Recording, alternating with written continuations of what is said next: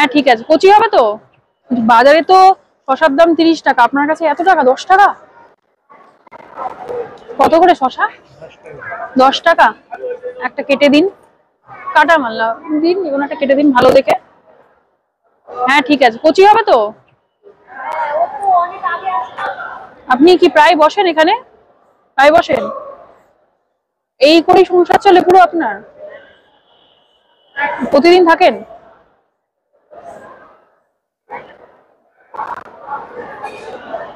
তো হবে না তো। বাজারে তো শশার দাম 30 টাকা, আপনার কাছে এত টাকা? 10 টাকা। আপনি এমনি কটা থেকে বসেন এখানে?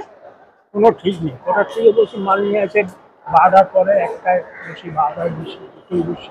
12টা 1টার পরে কোনো ঠিক থাকে না। এই 1 নম্বর প্ল্যাটফর্মে, তাই তো? খাওয়া যাক কাকার হাতের শশা।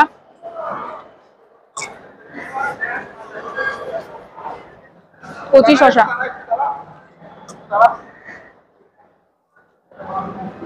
মাঝে মাঝে দরকার না থাকলেও এসব মানুষের থেকে কিনে খাওয়া উচিত।